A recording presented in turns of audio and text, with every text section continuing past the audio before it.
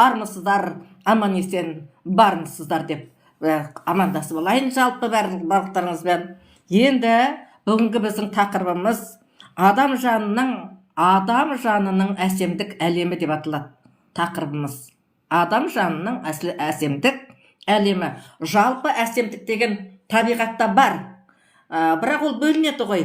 Мысалы, ормандағы әсемдік әлемі, айнала қоршаған ортадағы әсемдік әлемі, бақтағы әсемдік әлемі, немесе былай огородтағы деп бау-бақшадағы әсемдік әлемі, огородтағы көп әсемдік әлемі деген жалпы көп, аспандағы әсемдік әлемі, жер бетіндегі әсемдік әлемі деген көп. Бірақ бүгінгі тақырыбымыз ерекше, адам жанының әсемдік әлемі.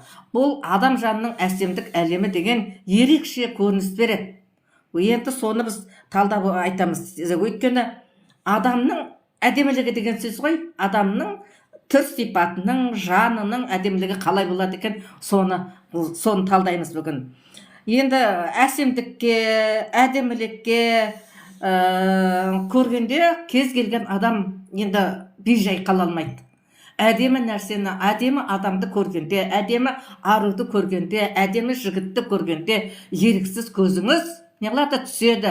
Сол еріксіз көзіңіз түсу арқылы осы жерде отырған сіздер, яғни өздеріңіз ерлі зайыпты болсаңыздар солай сіздер жолдастарыңызды тапқансыздар, жолдастарыңыз солай сізді қыздардың, арулардың әдемілігіне қарап олар сізді тапқан, немесе қыздармен жүретін жігіттер де солай бір-бірінің әдемілігіне, жанының әсемдігіне, сұлулығына. Өте тамаша, Маралжан, айналайын. Өте тамаша подаркіңе де, гүліңе, бәріне рахмет. Өте керемет, айналайын. Өте жақсы.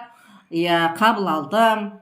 Тамаша подарка жіберіп жатыр, розасын жіберіп жатыр, жүректерін қойып жатыр. Тамаша. Қуаныштымын, бақытты болыңдар, айналайындар деп. Міне сонда адамның әдемілігіне қызықпайтын, адамдағы әдемілік, әсемдік ерекше көрінеді. Басқа нәрсе общий болғасын, басқа, ал адамның әдемілігіне деген сұқтану деген басқаша ғой енді. Басқаша, соны айтамыз біз. Мысалы, енді сұқтануды өздеріңізде байқап жүрсіздер ғой. Мысалы, қыз кезіңізде ана жігіт сізге сұқтанып қарайды ғой. Соны бірінші қарағанда, мысалы, мені ойлаймын, бірінші қарағанда көзіңіз оның мөлдір көзіне түседі. Қарағанда бірінші кез келген адам көзі айна ғой, көзіне түседі. Мөлдір қап-қара көзіне көзіңіз түседі. Ал екінші қарағанда қайда түседі көзіңіз? Қиылған қасқа түседі. Және тағы да толқын шашқа түседі. Сіздер жалаңбас жүресіз ғой, енді біз орамал тартамыз. Толқын шашқа түседі. Жігіт қызға сұқтанып қарай бастайды. Шашыңызға қарай бастайды. Басыңызға қарай бастайды. Бірінші көргенде көзіңізге қарайды. Керемет емес пе, Міне адам жанының тәнінің сұлулығы деген жалпы адамның әсемдік әлемі деген осыдан басталады. Ол алдымен сіздің сыртқыңызға қарайды, сосын барып ішіңізге кіреді. Енді ары қарай екінші қарағанда қасыңызбен толқын шашыңызға қарады. Үшінші рет қайда қарады жігітіңіз? Байқадыңыз ба? Байқадыңыздар ма? Үшінші қарағанда тысы келгеннен түңілме дегендей нұрлы жүзіңізге, сіздің күлімдегеніңізге қарайды. Мына жердегі екі шұңқырыңызға қарайды, күлген кезде шығады. Меңіңіз болса меңіңізге қарайды. Бір өзіңізден сөйтіп ана жігіттің сізден бір сондай жүзіңізге қарап, әдемі жүзіңізге қарап, мына жерде күлген кезде екі шұңқырыңызға қарап, өзіне ләззат алып отқанын байқайсыз. Сіз де байқайсыз. Ол жігіт онсыз да айтақ деп айтып қаласатын ғой, онсыз да байқап отыр. Ал сіз де оның байқап отырасыз соны. Бұл үшінші қарау деп ойлаймын мен. Алып қосатындарың болса қоса бересіздер сіздер. Мен былайша айтып жатырмын.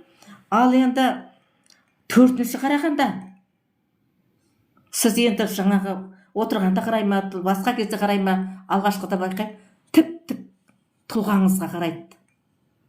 Тіп-тіке әдемі тұлғаңызға тіпті мүсініңізге сіздің сұқтанып қарайды жігіт. Солай емес па? Солай ма? Сізге де солай жасады ғой. Сізге де солай жасаған. Оны білесіз, біліп отырсыз. Яғни сізге сұқтан мүсініңізге, сыртқы тұлғаңызға қарайды. Біз де өзіміз мысалы қыз болсақ, қыздар, әйел адамдар да жалпы қыз кезінде не болады, жігіттің де солай тұлғасына қарайды, сыртқы тұлғасына қарайды, жалпы мүсініне қарайды, оның адами жаратылысына, фигура дейміз ғой, дене бітіміне қарайсыз. Міне бұл әсемдік әлемі, бұл әсемдік әлемін әлі ішіне кірген жоқпыз адамның, әлі ішіне кірген, сыртына қарап жатырмыз. Сыртының өзі арудың әдемі ғой, қыздардың. Қас қандай, шаш қандай, бас қандай, жаңа айтқан мен қандай, күлген, жаңа жымиып күлгені қандай, рахаттанып күлгендегі екі шұңқыры қандай, бір керемет қой. Өзі махаббаттың басталуы осындай сұқтанудан басталады ғой. Адам жанының сұлулығына сұқтанбайтын адам бар ма? Жоқ қой. Соны айтып жатырмыз. Ары қарай енді 5-ші қарауға келдік. 5-ші қарағанда қайта кездесіп жүресіз ғой. Көзіңізбен көзіңіз түйіседі енді. Жігіт пен қыздың көзіңізге көзіңіз түйіседі. Ол кезде басқаша бір денеңіз бір нәрсе бүлк ете қалғандай болады да, бір денеңіз. Сөйтіп сәл дірілдегендей бір өзіңіздің денеңіз сәл дірілдегендей болады. Сәл дірілдегендей болады. Бұл ненің күші? Ненің күші бұл? Жазыңыздар сіздер. Бұл ненің күші деп ойлайсыздар? Көзбен көз түйіскен кездегі адамда болатын, адамның денесі өзінде бірдеңе бүлк ете қалғандай болғаны, сәл денеңіздің дірілдегені. Ненің күші деп ойлайсыздар? Жаза беріңіздер. Ешқайсыңызды айтпаймын мен. Тек сәл денеңіздің дірілдегені. Ненің күші деп ойлайсыздар? Жаза беріңіздер. Ешқайсыңызды айтпаймын мен. Тек өзім көрем, маралда сондай сезім болған екен, мынандай болған екен деп ойлаймын. Яғни бір сол жерде не бар? Ерекше күш бар, сол сізді бүлк еткізген, сәл денеңіз сергеткендей болып, сәл өзіңізге сыртқа білінбейтін адамда бір діріл сезім пайда болады да, міне сол. Яғни бір күш бар адамда, беймәлім. Ары қарай айтатын болсақ, осыдан кейін осы жаңағы әлгі дірілдеткен күштен кейін адамда бір ішінде бір өзгерістер пайда болады адамның ішінде. Бір өзгерістер пайда болады адамда жаңағыдан кейін. Оны өздеріңіз де сезіп отқан шығарсыз. Енді сол өзгерістерді қандай болуы мүмкін деп ойлайсыздар, сол өзгерістер? Бірақ мен шамалы көмектесейін енді. Бір ғана сөзбен жазуға болады, қысқартып, мен түсінем өзім. Бір ғана сөзбен жазуға болады. Мысалы, кейде адамда толқу болады. Мен сізде қандай күш болды екен, қандай өзгеріс болды екен, соны білгім келіп отыр сіздерде. Толқу болады демек, толқу десеңіз, мен алғашқы олда толқу болған екен деп тұрам. Екінші, кейбіреулер үндемей сол жаңағы сезімін жоғалтып алғысы келмей, жаңағы өзінде пайда болған өзгерісті сезімді жоғалтып алғысы келмей, бүйтіп көзін жұмып отырғысы келеді. Яғни қалғу, ямаса мүлгу деп жазсаңыз, мен содан білемін сізде сондай бір сезім пайда болған. Немесе жүректің қатты соғуы. Жүрек соғу десеңіз, мен түсінем ары қарай жазбасаңыз да болады. Жүрек соғу. Немесе дененің қызуы болады кейде адамда. Адамның денесі ана сезімге беріліп, денеңізде бір қызу пайда болатын сияқты болатын. Осындай нәрселер болады. Енді мен сендерге шамалы не жатырмын. Или кейбіреулер бүйтеді, сол адамнан басқаны ойлағысы келмейді. Тек ана үйіне келгенде оңашада, ешкімге әрине білдірмейсің, өзімізде сондай сезім болған. Сол ару туралы, мысалы жігіт болса да, қыз болса да, сол адамды оңашада ойлап жүреді, соны ойлай береді. Басқа нәрсені ойлап болса да, арасында әлсін әлгі ойына кеп тұра береді. Яғни есі кетеді де адамның, соған есі ауады. Сол нәрсені есінде сақтағысы келіп тұрады, ылғи сол адамды. Яғни есіне түсу десеңіздер болады оны. Есіне түсу. Қане жазып көріңіздерші енді сіздер. Көп қой сондай түрлері. Жүрегіңіз соқты ма? Тоқыдыңыз ба, қалғыдыңыз ба, мүлгідіңіз ба, денеңіз қызды ма, жоқ, ылғи есіңізге түсті ма? Қандай болды сіздерде? Бола ма жазуға? Түсті, есіме десең, болды. Қалғу, мүлгу, толқу, махаббат сезімі десеңіздер болады. Ешқайсыңыз жазбайсыздар, иә? Мен айтпаймын ешкімге.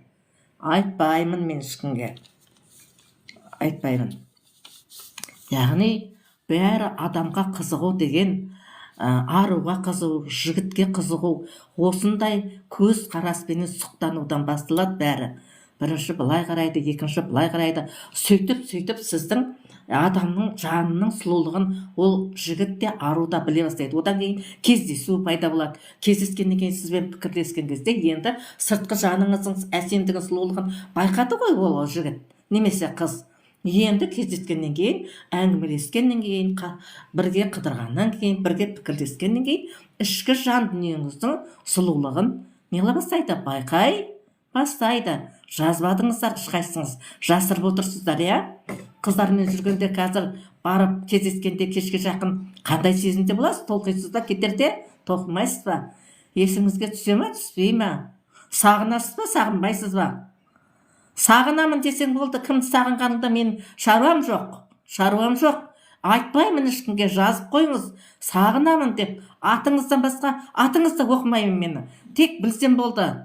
Сағынасыз ба? Мен өзім ғана білемін, басқа ешкіме. Мысалы, нават деп айтпаймын. Сіз өзіңіз сағынамын десең болды. Жолдасын сағынады, келіншегін, немесе жүріп жүрген қызын сағынады. Толқимын. Қызға кездесуге барғанда толқиды. Есіме түседі. Болды. Мен сіздерді содан біле бастар едім. Ешкімнің атын айтпаймын, ешкімге білдірмеймін, өзім ғана білемін. Неге жазбайсыздар? Жазып қоймайсыздар ма? Немесе ойлап отырмын дәл қазір деп неге жазбайсыз? Ойладым десеңіз болды, басқа керек емес маған. Ойладым. Қысқа, оны ұзақ жазып отыратын уақыт жоқ. Мен оны түсінемін сіздерді. Ойладым десең болды. Ойлап отыр деп ойлаймын, өзім білемін. Жазу керек. Анда-санда бір сөзі болса жазуыңыз керек. Жазған дұрыс қой. Сонда мен сендермен бір кәдімгі сөйлесіп отқандай боламын да, мен де жақсы, маған да жақсы, сендерге де жақсы, иә? Иә. Енді ары қарай осы енді сұқтануды енді мен бір әнмен жеткізейін. Міне осы әнді тыңдасаңыздар, осы сұқтанудың сөздің түсінсеңіздер, дәл білесіздер де қоясыздар. Күлімдеген қара көздер қалалық дегенді айтып дейін. Күлімдеген қара көздер қалалық, көп қарайсың, жалт қарайсың қадалып. Қарағаның қандай жақсы қарағым, қарай берші қадалып. Қарағаның қандай жақсы қарағым, қарай берші қадалып.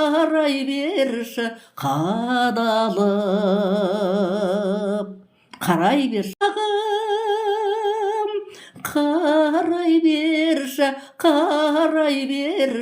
қадалып.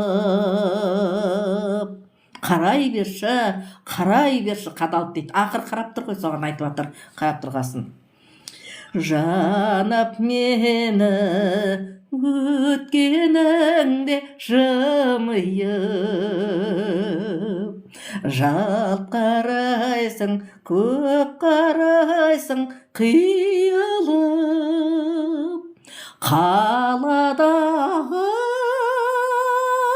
мөлдір көздер сүзіле, жаутаңдайсың үзіле. Қаладағы мөлдір көздер сүзіле, мөлдір көздер сүзіле, жаутаңдайсың үзіле. Қаладағы мөлдір көздер сүзіле,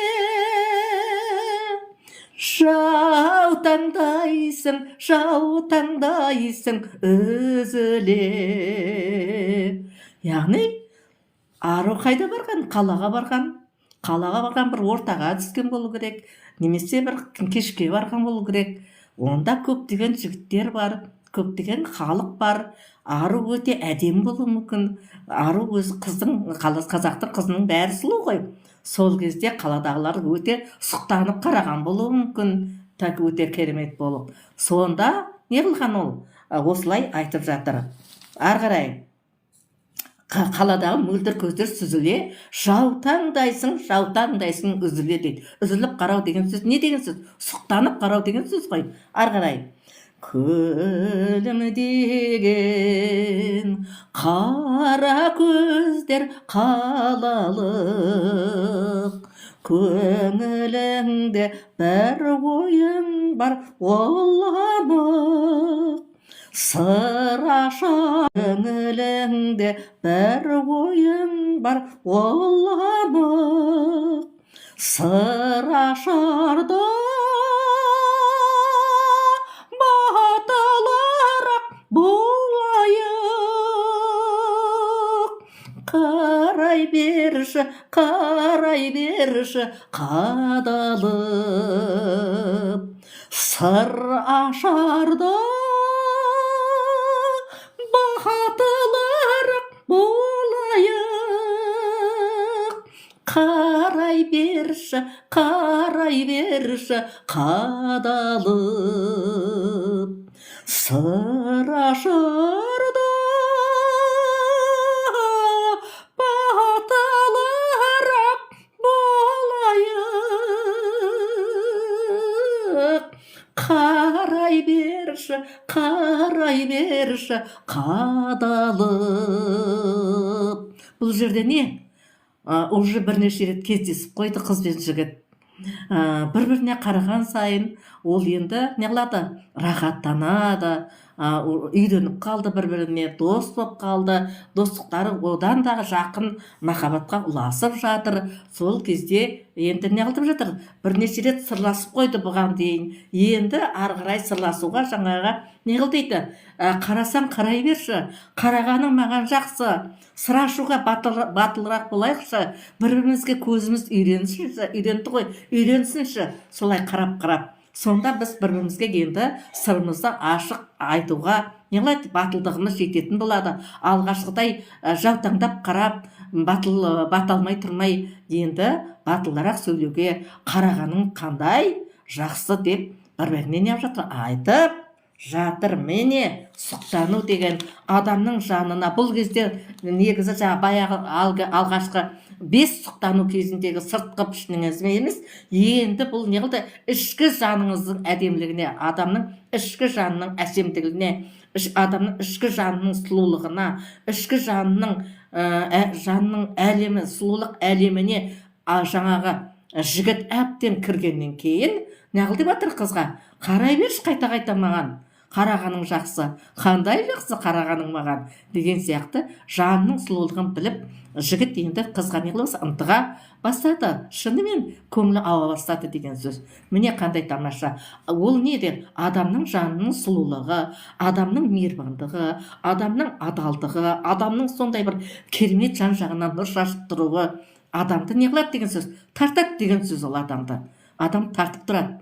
Әйтеде жан, жақсы адам, адамның жанының азығы ғой. Қасыңда жақсы адам жүрсе қандай болып жүресің? Өзің рахаттанып жүресің. Мейлі жақсы қыз болсын, жақсы жігіт болсын, жақсы адам болсын кез келген. Ол сіздің жаныңызды не қылады? Рахаттандырады. Ал жігіт пен қыз болғанда, ерлі зайыпты болғанда, ол тіпті тамаша. Жаныңызды толықтырып тұрады. Сол жан адамның жанының әсемдігі деп тұрғаным осы менің айтып. Әрине бастапқа 5 рет сұқтанып қарағанда сыртын қарады, енді неғылды ішіне кірді ғой, сырласты, неғылды сіздің жаныңыздың, ішкі жаныңыздың да сұлулығын білді жігіт. Тамаша, өте жақсы. Лайкты жіберіп жатыр ма? Марал жіберіп жатыр. Иә, сіздер де келіңіздер, лайкты жіберіп отырыңыздар, үн қосыңыздар. Ол ешқандай адамның жанының жақсы болғаны, сұлу болғаны адамның жанының, бұл өміріңізге жақсы. Ешқандай оның жамандығы болмайды. Адамның жаны сұлу болған сайын, ол адам әсемдікке құмар болады. Сондықтан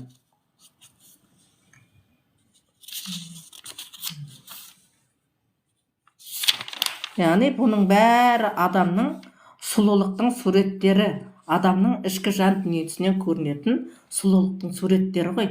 Сол сұлулықтың суреттері сыртқа шыққан сайын, ол қай кезде шығады? Адаммен араласқанда, қарым-қатынас жасағанда сұлулықтың суреттері шыққан сайын, адам сол адамға деген жанның сұлулығына деген бір сондай жақсы ықыласы ауа бастайды деген сөз.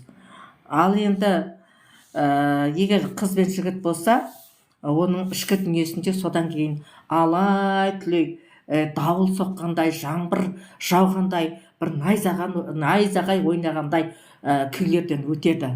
Ол енді оны барлықтарыңыз білесіздер. Сөйтіп барып неге ұласады? Адал, шын, таза махаббатқа ұласады. Шын жақсы көрген адамда, шынмен сүйген адамда жаңағыдай құбылыс болады. Енді жақсы көрмей әшейін бір уақыт өткізу үшін не қылса, мүмкін ондай болмайтын шығар. Ал егер шынымен жақсы көрген адамда жаңағы жаңбыр жауғандай, дауыл соққандай, найзағай ойнағандай бір көңіл күйлер постоянно болмаса да, арасында соғып тұрады. Не ана екеу кездескенде болса да, немесе кездесуге барарда болса да, сондай көңіл сондай болып тұрады. Ал өйткені ол бірденен жақсы көрген адам бірден батылы бармайды, бірденен сізді құшақтауға да, бірденен сізге жаңағы айта жөнелуге де өзінің ойын батылы бармайды. Сіздің қолыңызды ұстауға да батылы бармайды оның алғашқыда. Шын сүйген адам солай болады. Біз де қыз болғанбыз, біз де көргенбіз, білеміз бәрін. Иә, мен ана махаббат хикаяларында, кітабында көріп жүрсіздер ғой. Сонда қандай болып жақындасқан, қанша ол махаббатпен жүруге дейін қанша арада қандай қиындықтар болғандығын. Ол сізге жақындай алмайды бірденен. Батылы бармайды ол жігіттің. Бірте бар, батылы барады. Қолыңыздан ұстауға да батылы бармайды. Біздің кезімізде солай болатын. Әрең ұстайды кейіннен барып. Әрине сосын үйренгеннен кейін қолтықтасып жүресіз, құшақтасып жүресіз. Оны айтып тұрған жоқпын. Оған дейін шын жақсы көрген адам дірілдеп кетеді, найзағай ойнағандай. Ол менің ана махаббат хикаяларын оқысаңыз, бар сондай күй кешкен жігіттің. Найзағай ойнағандай, ішті дауыл соққандай болып бір сондай болып тұрады кездескенде жігіт. Бірте қашан үйренгенше сондай болады. Сондықтан шын жақсы көру деген, шын ұнатып, енді ерлі зайыптылар туралы айтып жатқан жоқпын, ол кісілер үйренген адамдар ғой. Ал қыз бен жігіт кезде қанша сіздің араңыз жақын болғанға дейін талай дауыл соққандай, найзағай ойнағандай күй кешесіз. Қызда ұялады бірденен жақындауға. Жігіт жақындай алмайды, батылы бармайды. Ұнамай қалам ба, ана қыздың көңілінен шықпай қалып, қыздан айырылып қалам ба деген ода қауіп тұрады ішінде. Қорқыныш тұрады. Қалай да көңілінен шығуым керек деген ой тұрғасын, ол батылы бармайды. Ал енді ондай ойламаса, ай ұнасам ұнармын, ұнамасам қоярмын десе, онда әрине ондай болмайды. Ал біздің кезімізде мен сондай күй кешкенде көрдім, өткіздім. Кітапты оқысаңыз анық көзіңіз жетеді. Сондықтан адамның жанының әсемдігі деген толқытпай қоймайды. Өйткені ол жігіт ойлайды, қандай жаны да сұлу. Мен ғана деп тұрған жоқпын, мен жалпы өзімнің оқиғамды айттым ғой, бірақ қыздардың мен жігіттердің бәрінде сондай өтеді деген мағынада айтып тұрмын. Мен өзі ол кітапты өзімнің ғана басымнан өткен жағдайды жаздым. Ал басқа қыз жігіттерде, арулар мен жігіттердің барлығында осындай өтеді деп айтып отырмын. Мүмкін емес ол бірденен батыл қозғалу деген. Ол енді бұл сіздерге практика бір жағынан. Шын жақсы көріп тұр ма ол, шынымен ұнатып тұр ма дегенді осыдан да байқауыңызға болады. Ару қыздар, сұлу қыздар, жандарым, осыдан да байқауға болады. Ол маған алғашқы кездескенде батылы бармай тұрды ғой. Демек, ол батылы бармай тұрған, ол жақсы көріп тұр деген сөз. Ләззат. Айналайындар. Сіздерге мен сабақ болсын деп айтып жатырмын бір жағы. Ол біздің өтіп кеткен өміріміз сіздерге ешқандай емес қой, бірақ сабақта қызықты емес шығар, бірақ сабақ болады сіздерге. Сол үшін айтып жатырмын.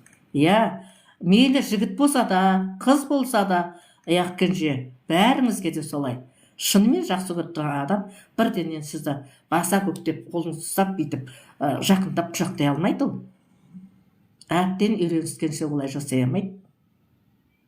Қорқып тұрады жаныңыздың сұлулығынан, нәзіктігіңізден, сіздің сондай әдемі жаныңыздан қорқытады.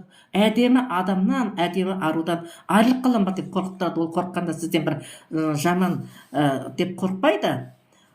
Айырылып қалам ба, жігіт көп қой, басқа жігіт қағып кете ма? Мен ұнасам, ол басқа адамға көңіл бөлмейді ғой деп, содан ол сөйтіп өзі подход жасайды сізге. Батылы бармай подход жасайды.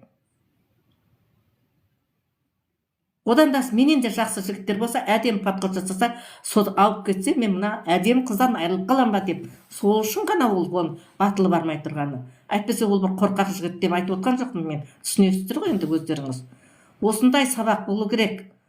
Әлгі мынау әсіресе жас қыздарға, әсіре қызыл тез оңар деген сөз бар қазақта. Әсіре қызыл тез оңар. Тез лапылдап кәдімгі бірденен жаңағы сізді осы баса көктеп құшақтап, баса көктеп сол бетіңізден сүйіп, баса көктеп сізді аймалап өйтіп атса, ол әсіре қызыл ол.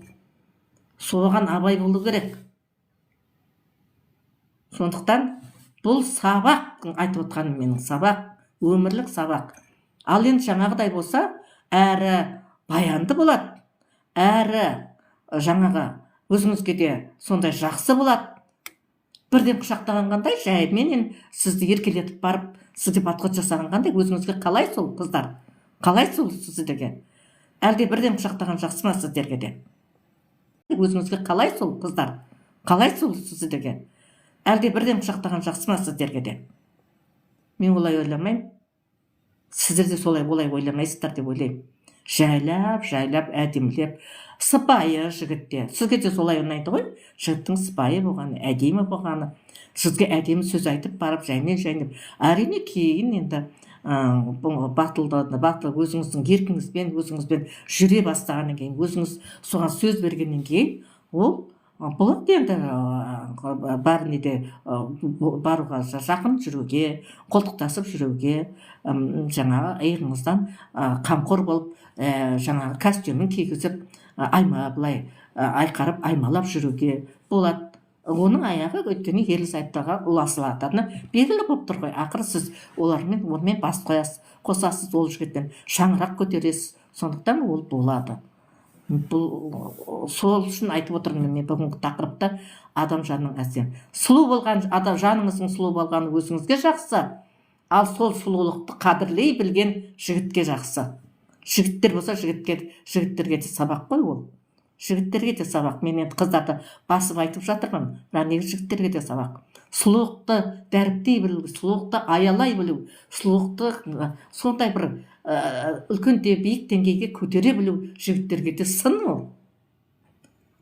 Қыздар ондай бірденнен жігіттердің бірденен дүрсе қоя бергенін, аяламайтын болса ұнатпайды оны қыздар. Өйткені қыздың жаны нәзік, сұлу, ішкі жан дүниесі сұлу оның. Бірденен сізге беріле салуға ол жоқ, қыздар ондай жасамайды, оны сізге бірден берілуге ондай болып тұрмайды ол. Алдымен сізден ол әдемі қарым-қатынасты күтеді қыздар. Сондықтан жігіттер, айналайындар, қыздарды аялаңыздар. Қыздармен жүрмес бұрын алдымен әбден өзіңізді қалыптастырып, жаңағы әрине сіз жақсы көріп тұрғасын, мүмкін жігітке де кінә қоймайын мен, жақсы көріп тұрғасын, жақындағыңыз келетін шығар, ынтызар болып тұрған шығарсыз, бірақ соны сол қызға барарда дайындалып барыңыз. Қатты өзіңді өзің ұстауға, өзіңізді кішкене тежеп ұстауға, соған кішкене өзіңізді ақылмен, сәл ақылмен, әрине эмоция жассыз, жас болғасын эмоцияңыз бар, оны білемін, эмоцияңыз қоймайды сізді, осы жалындатып тұрған эмоция бар ғой, ол қоймайды. Дегенмен үйден шығарда, қызға жолығатын кезде, кездесуге барарда сәл ақылды қосу керек та. Қызға мен қатты эмоциямды ондай білдірмеуім керек алғашқы кезде әсіресе. Ал кейіннен сосын қыз уәдесін бергесін, қыз мақұл деп көнгесін, енді одан кейін болады. Міне енді біз сұлулық туралы айтып жатырмыз ғой. Қыздардың бәрі сұлу деп. Содан кейін осы сұлулыққа, жанның сұлулығына құмартып барып, олар үйленеді ғой. Сол кезде жігітке жаңа өзі таңдап алған адам ең сұлуы болады. Сондықтан мен бәрінен де сұлу болады. Өзінің алған адамы әркімнің өзіне бәрінен де сұлу болады жігітке. Қызға болса да ғой енді. Сондықтан жігіт бәрінен де сен сұлу деп жігіт қызға айтады, қыз жігітке айтады. Сондықтан мен бәрінен де сен сұлу деген әнді, сондықтан жігіт бәрінен де сен сұлу деп жігіт қызға айтады, қыз жігітке айтады. Сондықтан мен бәрінен де сен сұлу деген әнді айтып берейін, иә.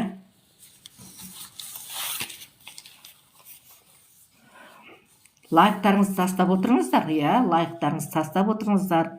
Рая, иә, жаңа келдің ау деймін, Рая, жаңа келдің ба? Иә, лайкыңды тастай ғой, балам. Иә, лайкыңды тастап, енді алғырай келгеніңнен арғырай тыңдап отыра бер. Жалпы біз жаңа қыздардың сұлулығы туралы айттық. Қыздар, сондықтан олар қосылады, жігіт пен қыз, сонда ол ең сұлу адам, бір-бірі үшін ең сұлу адам солар болады. Иә, әзір деп тағы бір балам кіріп жатыр. Иә, келіңіздер. Сондықтан бәрінен де сен сұлу деген әнді айтамыз. Жаз гүлінде жайнаған масатыдай жер сұлу, аққу қаздар тоялаған айдын шалқар көлі сұлу. Өзгеден де ең сұлу, өмірлік дос тең сұлу. Өзім сүйіп ұнатқан, бәрінен де сен сұлу, сен сұлу. Өзгеден де ең сұлу, өмірлік дос тең сұлу. Өзім сүйіп ұнатқан, бәрінен де сен сұлу, сен сұлу. Нұрын төккен қырмызы, аспандағы күн сұлу, жанның қаққан жұлдызы, айлы кеште түн сұлу. Өзгеден де ең сұлу, өмірлік дос тең сұлу. Өзім сүйіп ұнатқан, бәрінен де сен сұлу, сен сұлу. Өзгеден де ең сұлу, өмірлік дос тең сұлу. Өзім сүйіп ұнатқан, бәрінен де сен сұлу, сен сұлу. Өзгеден де ең сұлу, өмірлік дос тең сұлу. Өзім сүйіп ұнатқан, бәрінен де сен сұлу, сен сұлу.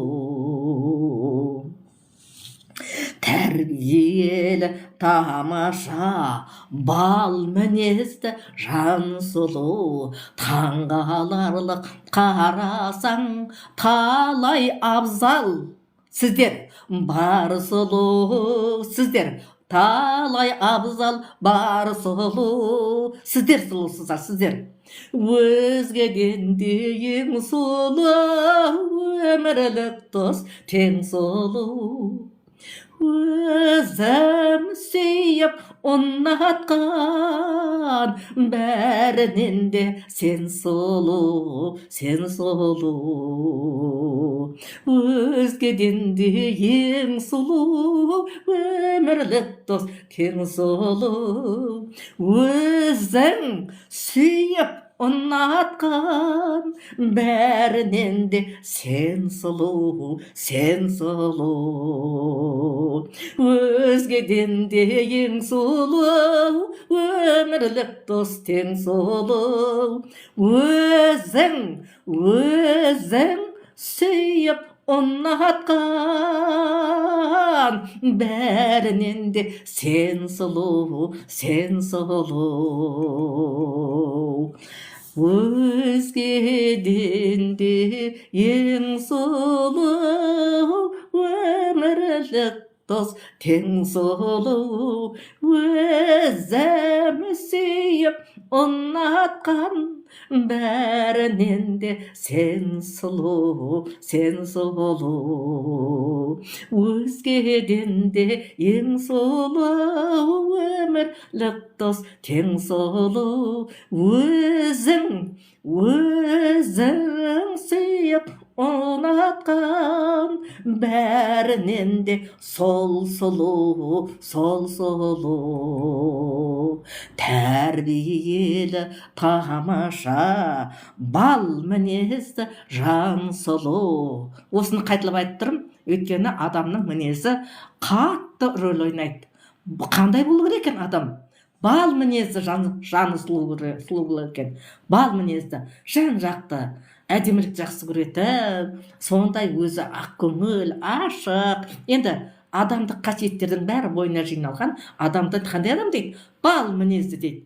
Тәрбиелі, тамаша, бал мінезді жан сұлу. Таңғаларлық қарасаң, талай абзал бар сұлу. Экранға жанда талай мінезі тамаша, бал мінезді жан сұлулар отырсыздар ғой сіздер.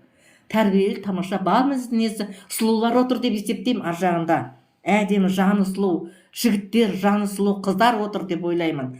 Сондай-ақ таңғаларлық қарасаң, талай абзал бар сұлу. Талай абзал бар сұлу. Таң қаласың оған. Бағана айтқан мен басында, сұқтанып қарайтын осының ішінде талай сұлулар отырсыздар сіздер. Ішкі жан дүниесі де сұлу, сыртқы жаны да сұлу. Әдемі жігіттер мен қыздар отырсыздар сіздер. Сондықтан мен мына шумақты қайтадан айтып жатырмын. Қараңыздаршы өздеріңіздер. Қосылып айтып көріңіздер, бірнеше рет айттым ғой. Қосылып айтыңыздар сіздер де. Кән бәріміз қосылып айтайықшы. Қосылыңыздар, осы жеріне ғана қосылыңыздар ең болмаса. Тәрбиелі, тамаша, бал мінезді жан сұлу. Таңғаларлық қарасаң, талай абзал бар сұлу. Өзгеден де ең сұлу, өмірлік дос тең сұлу. өзің сүйіп ұнатқан, бәрінен де сен сұлу, сен сұлу. Өзгеден де ең сұлу, өмірлік дос тең сұлу. Өзің сүйіп ұнатқан, бәрінен де сол сұлу, сол сұлу. Өзгеден де ең сұлу, өмірлік дос тең сұлу.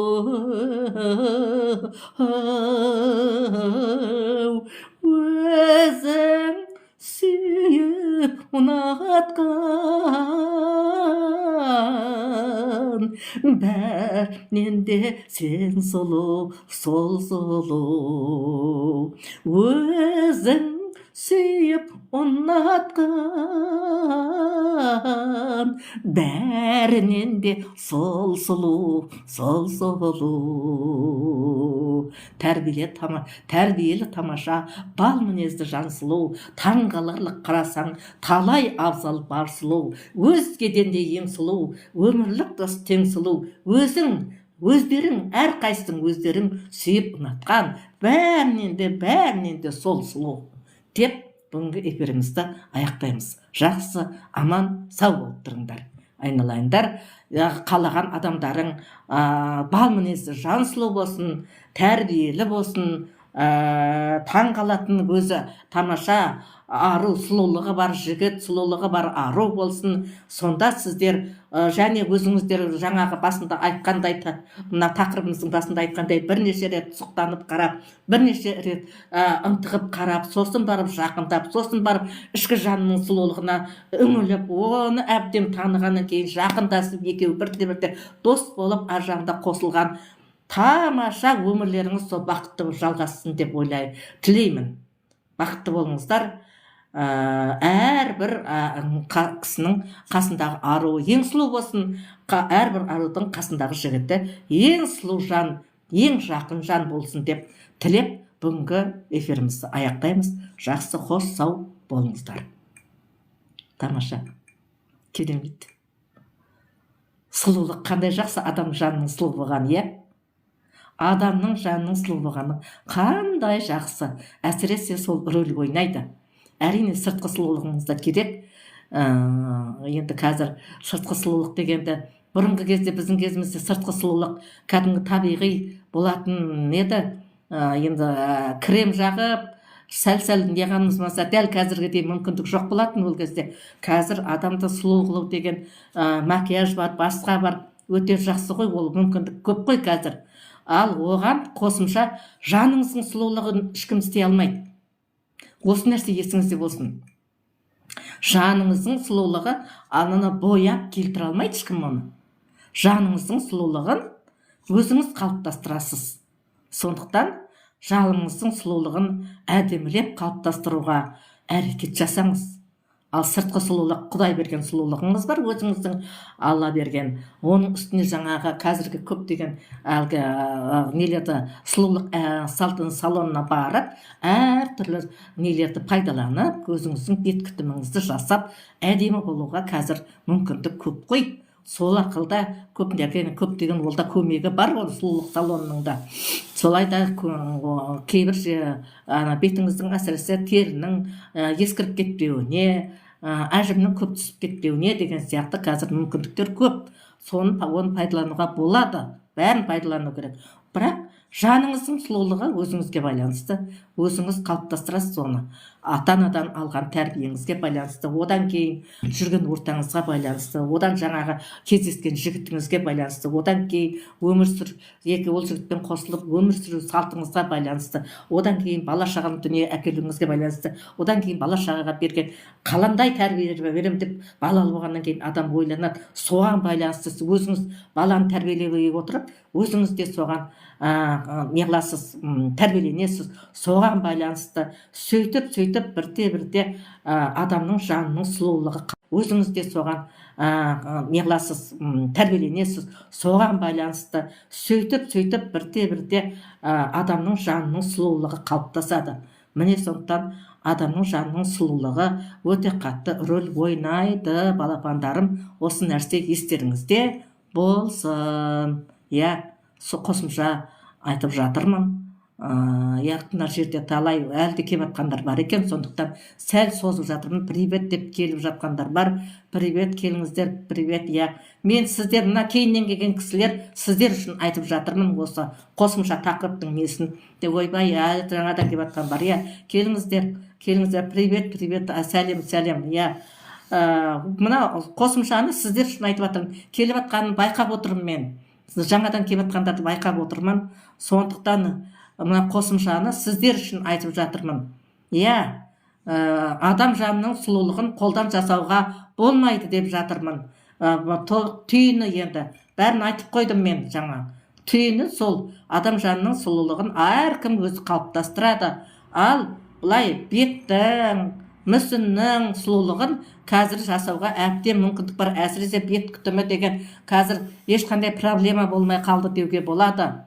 Бұрынғы біздердің кезімізде бет күтімі дәл бұндай емес, енді крем жағып анау жасайсың ғой, бірақ дәл қазіргідей сұлулық салонында бұндай мүмкіндік жоқ, бұндай көп бара бермейді ешкім. Сондықтан әжім ерте түсетін бұрынғы адамдарға шындықты айту керек.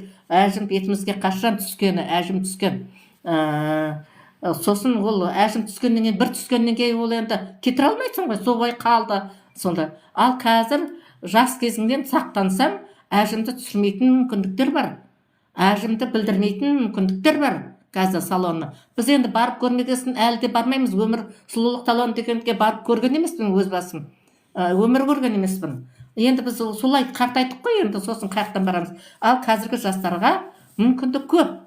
Соны айтып жатырмын мен. Әдем болып барып, сұлулық салонына барып, әбден жаңағы әдеміленіп, енді күнде болмаса да солармен кеңес алып, бетіңіздің жаңағы әрін кетірмей, әдем сол бетті крем алып, егер қажет десеңіз, менің қызым осындаймен айналысады.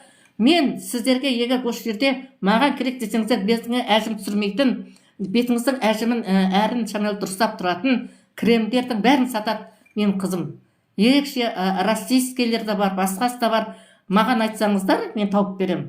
Оны өзіңіз жағып көріп, көрсетеді осы жерден, көрсетсін, содан кейін жағыңыздар. Мені бір-екі рет, мен неге шыққанда анау бірді айтып бірге кетеміз ғой. Мен бірінші кітабымды шығарғанда ауылда әкімгершілікте менің жаңағы бірге жұмыс істеген, өзімен мектепте бірге жұмыс істеген қыз келіншек еді.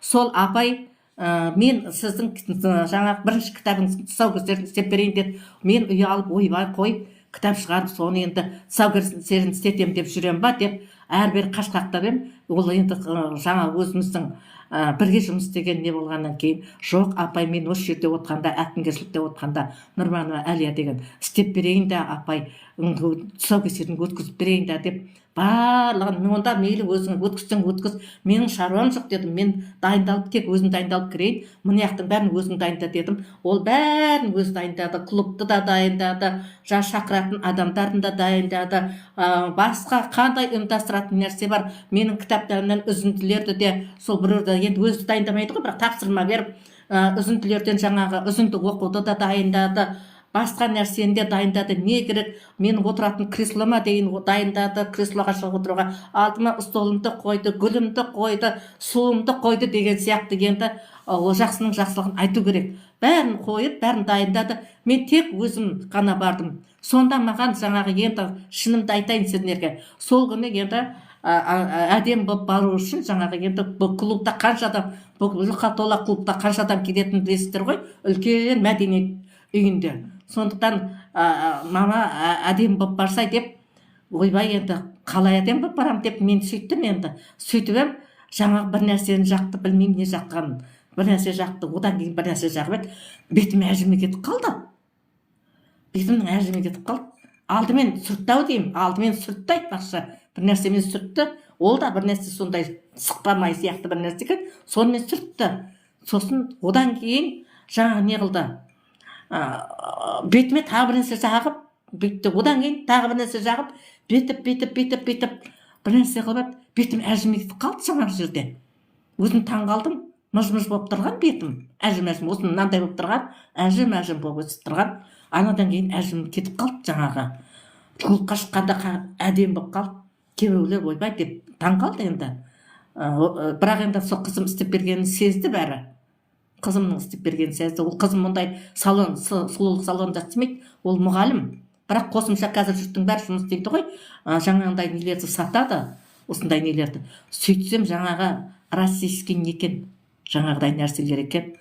Ойбай, таң қалдым жаңағы бетімді сөйткеніне. Мен шынымды айтайын, енді сөйтіп ше, қазіргі нелерге таң қалдым. Қандай кетіреді екен ғой әжімді деп. Енді күнде мынаға шыққанда істетуге қаяқтан оның уақытын алып, мұғалімнің уақыты тығыз ғой. Ана крем жағып, помад жағып шыққан болмаса, ондай еш нәрсе көрген емеспін сұлулық салонында. Бірақ ана қызым үйден істеп берді. Үйден де болады екен кетіруге. Жаңағы, бірақ тактика анандай ережесін сақтау керек екен оның. Одан кейін ананы жақсам бола ма деген болмайды деді. Бірінші нені жағу керек, соны жағамыз. Екінші нені жағу керек, соны жағамыз. Үшінші нені жағу керек, соны жағамыз.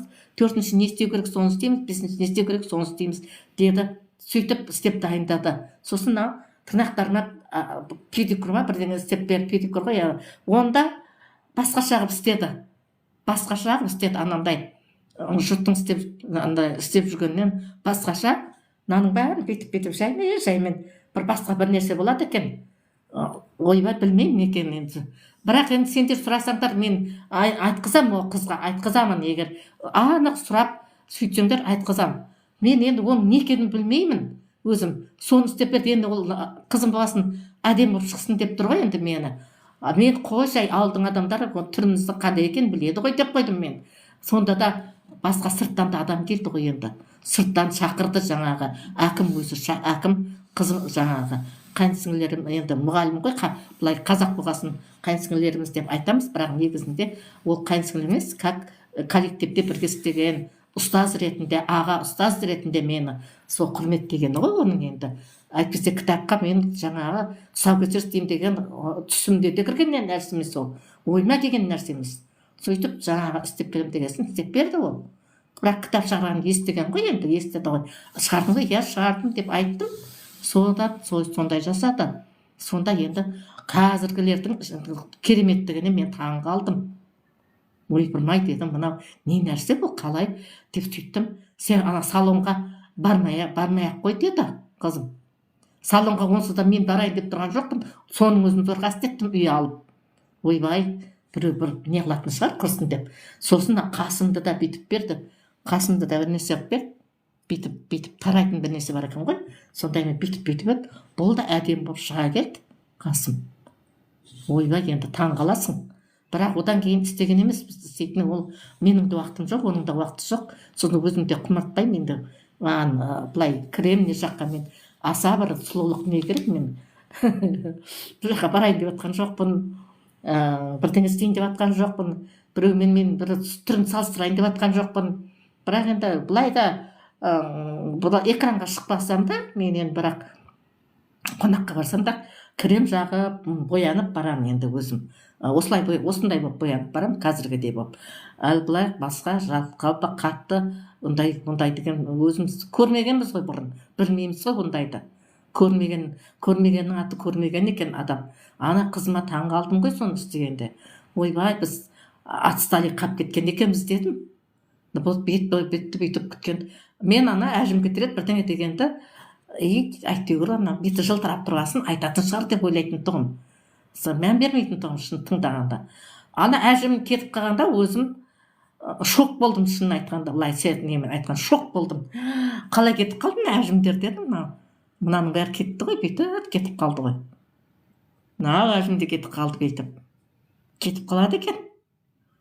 Мен оны күнде жасап жүрсем де солай жүререм ғой, бірақ оны күнде не керек? Мен малға шығам, далаға, сиырыма қарайым, қораға кірем, оны қиын алам, тастайым ары қарай, огородқа кірем, шөбін жылам, ауылда тұрамыз ғой, естің алдының шөбін жылам, оны жинайым, оны өртейм, ыс болып ананың иісіменен ол бетіңе не ол қақтан ол сосын ол несі де оның несі боянған болады. Сосын айт қой мен деймін деп сөйтем, боянбаймын деймін, бір жаққа қонаққа барарда, бірақ осындай болып өзім әшейін бетіме жағып кремді жағып өтіп шығамын. Рас жеңіл қолымнан келетінді істеп боянып барамын. Тойға барамыз, күнде ғой бізде, күнде кемпірлерге күнде бір жерге барамыз. Құдайдың құтты күні деп айтуға болады. Құтты күні той болмаса отырыс. Қазір не көп отырыс көп қой, бара бересің. Мен мынаны әшейін өзім жаңағыдай өзім тіке айтатыным болмаса, бұған бір мен дайындалып, бір азаннан кешке дейін отырып, ондайым жоқ менің. Мына бас деген компьютерден алам көбісін. 40 жыл жұмыс істеген адам басында бір нәрсе қалады ғой, әйтеуір соның жұқанағы қалады ғой, сол бұрынғы ізденген нәрселердің. Сол жұқанақты пайдаланып, сосын сендерге өмірлік тәжірибеден әйтеуір білгенімді сондай айтуға жетеді ғой, енді әзір жетеді. Құдайға шүкір, бұдан кейін істемей нашарлап қалмаса, мына компьютер әзір істеп тұр енді. Соны пайдаланамын. Ал одан басқа уақытта қолым тимейді. Жаңағы ғой, өзім емдеу шаруам бар, баратын жерім бар, келетін жерім бар. Әр 2 күнде, өткенде ғана 2 күн Қызылордаға барып келдім, 2 күн Шымкентте жүрдім тойда. Ауылдағы тойлар қанша, оның арасында ас деген бізде күнде беріледі, ауданда беріледі, ауылда беріледі, басқа ауылда беріледі. Сан жоқ ас дегенде, күнде барасың асқа. Қазақ-кешілік бар ауылда, қалада білмеймін енді, қалада ондай бар ма жоқ па, қалада тұрмағасын білмеймін оны. Ал ауылда күнде бар. Сол күнде бәріне барамыз. Әйтеуір 1 сағат, 2 сағат ананың үйінде, 2 сағат ана жерде, сосын ертесіне шиел ауданға барып келеміз. Ауданда үлкен ас беріп жатады, оған барамыз. Не көп таныс тамыр көп қой, адамда туысқан көп. Қазір қазақ жаңағы таныс тамырлы халық қой, бармайтын жер, баспайтын тауы жоқ қой. Сондаймыз ғой, бізде сондаймыз. Сондықтан барып тұрамыз. Енді жаңағыдай керек болатын болса, мен жаңағы алам десеңіздер, мен қызға айтамын, сосын тіке өзімнің мына не арқылы бер десеңдер нөмірімді беремін, немесе қыздың нөмірін де бере саламын ғой. Сол арқылы да алып пайдалансаңыз болады, өзіңіз-ақ үйден жақсаңыз болады. Мен қызым бетін көріңіздерші өздеріңіз. Тек жылтырап тұр ғой. Өмір салонға бармайды ол. Ол қатты боянбайды да ол. Қатты боянбайды, ешқашан педикюр жасатпайды, өзі тырнағын былай жасай салады, салонға барып ондай жасатпайды. Енді шашын жасатады ау деймін, шашын жасатады, нелерге барғанда шашын жасатады, қасын боятады, басқасының бәрін өзі істейді. Үйде тұр, үйде набал былай боянатын нәрсе деген көп, бірақ мен пайдаланбаймын оны. Өзімнің бір крем, өзіме жағатын кремді береді, болды, басқасын неғылмаймын. Пайдалануын білмегесін, неғылам оны, анада ережесін білмегесін, қолымнан келмейтін нәрсені істеп. Қолымнан келмейді қалай бояну, сосын пайдаланбаймын. Ал енді жаңағы тырнақты егеу, боя, мынандай қас бояу, не ол енді біздің кезімізде де бар ғой қашаннан. Салонға барған емес, біз студент кезде де салон жоқ ол кезде. Не бар андай кеңес беретін, совет беретін жер бар тұғын, бірақ не жоқ, ондай салон жоқ, арнайы салон жоқ. Бірақ совет беретін жер бар, қалай күтуге болады, қалай не қылуға болады деген болатын, ол да көп емес, бірақ әр жерде ғана болатын. Ал енді андай жаңағы арнайы ондай болмағасын, біз соған қалыптаспағанбыз. Енді айтып отырмын ғой, жаңа қызымның істегенін көргенде, біз атысталы екенбіз ғой мына деп сөйтіп айттым. Ойбай, түк білмейді, бетті күтуді нөл екенбіз ғой дедім қызыма. Сол 5 сиырды сауып, сол ыс-күс болып, сол қазанға қайта қонақ кезде етті асып, дәу қазанның астына тезек ағашты салып, тезекті салып, оны неғылып таба нан жауып, біресе табаға жауып, біресе андай дәу пеш болады ғой, ішін өртеп қыздырып алып, ішіне 5-6 табан салатын. Сондай қып сабансам, нан да жетпейді. Қонақ келеді ғой үйге. Сондаймен жүргенде күс боласың ғой. Бәрі оңай емес қой оның бәрі. Өздеріңіз білетін шығарсыздар енді, ауылда тұрғандар болсаңыз. Сондай болып жүріп, біз сол күтпеппіз ғой, бетімізді күтпеппіз, сол бойы аман есен қартайыппыз, сөйтіп жүріп. Бірақ қашанда бұрыннан қонаққа барсам боянып барамын. Ол енді мен ол боянбай бармаймын. Қонаққа барсам боянып барамын. Ал енді күнделікті көрсеңіз мені танымайсыз. Жаман көйлектерді киіп алады, малдың ішіне кіремін, бәрін істеймін, сиырды сабамын, мал қораны тазалаймын, оның бәрін сыртқа шығарамын, өртеймін. Өйтпесем болмайды ғой, ішінде бәрі дұрыс болмай қалады ғой, бәрі жоқ, бүлінеді ғой. Енді тазалап отыру керек та, енді малдың жататын жерде таза болу керек, үйге оның иісі келмеу керек. Үйге оны да тазалап тұрмасаң сасып кетеді ғой, үйіңе кіреді ғой, оны да істеу керек. Сондай болмас үшін бәріне киініп шығуың керек, әдемі болып. Жантақ басып кетеді үйдің аласына. Жаман етік киіп, жаман қолғап киіп, жантақ шабуға шығам, оны жинаймын, оны кептірем, оны өртеймін, ол да әлемді алады. Шөптермен қосып өртейміз, ол да әлемді алады. Күзде оны бір көктемде бір неғсаң, күзге дейін қайтадан қаулап өсіп кетеді. Қазірдің өзінде де шыққанда жұлып азайтып келе жатырмын.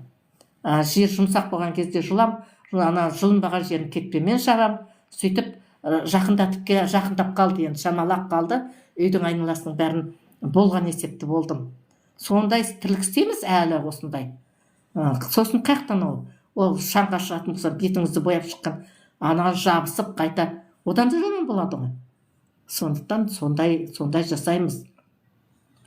Енді ана қызымның нелері таң қалдым, енді күшті былай неғанда. Далаға әуре болмай, үйде боянған жақсы ғой. Ондай қатты неғылмайды, кішкентай тен жағып, көзін неғаны болмаса қатты боянбайды. Ал жақсы.